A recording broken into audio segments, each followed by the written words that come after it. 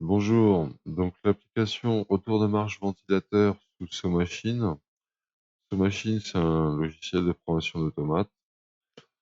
Donc pour l'automate, il y a à déclarer les entrées-sorties. C'est en gros le câblage des entrées, les boutons, le pressostat différentiel et en sortie, on a le contacteur du ventilateur. Donc tout le relayage, il est fait en interne. La temporisation est gérée dans l'automate. On a juste deux petites choses. On va bien faire attention sur les équations logiques.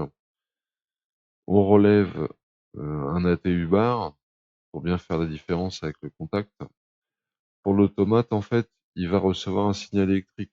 Donc, lui, il attend du courant, pas une tension. Donc, quand l'arrêt d'urgence, il est pas appuyé, on a bien la tension qui arrive. Pour le bouton d'acquittement, c'est pareil. C'est un bouton normalement fermé.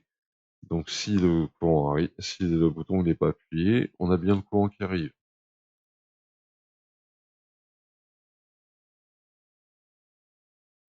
Donc on fait bien attention à ça. On a ensuite la gestion de la temporisation. Donc c'est un petit peu particulier.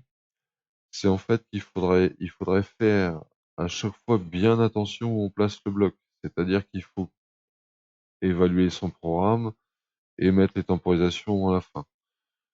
C'est une façon de faire. Sinon, il y a, parce qu'en fait, on va gérer plusieurs graph-sets ou plusieurs, on va dire, plusieurs programmes ou routines, et on va être un petit peu embêté avec cette gestion de temporisation.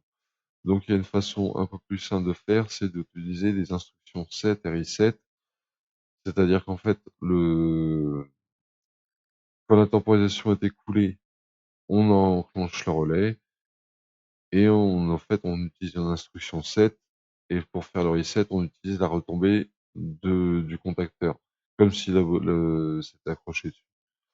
C'est juste une petite particularité, mais on reviendra dessus.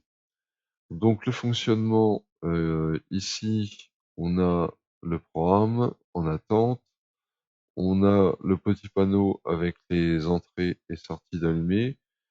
Je vais passer en mode chronogramme. Donc voilà, on va mettre tout ça en route. Donc j'active la trace.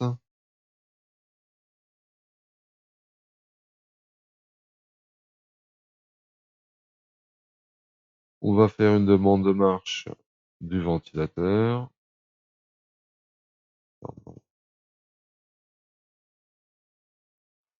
Donc là, on a bien le ventilateur qui se met en route. On va avoir 10 secondes pour enclencher le retour de marche. Il vient de s'enclencher. On va le voir à l'écran.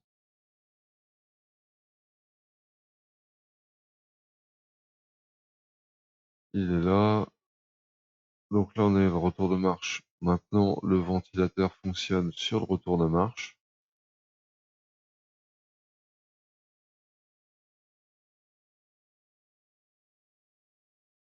Donc là, on va dire qu'on a un souci turbine.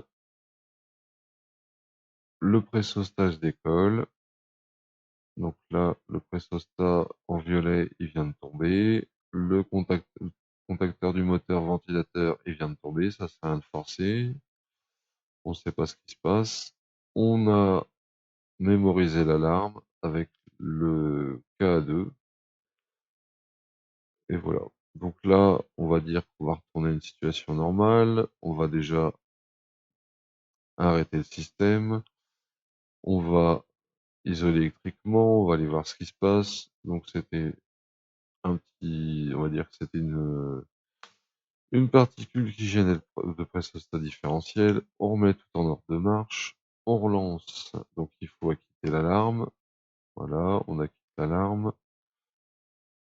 L'alarme est acquittée. On remet le ventilateur en route. Le pressostat se recolle. Et on est reparti sur un fonctionnement normal.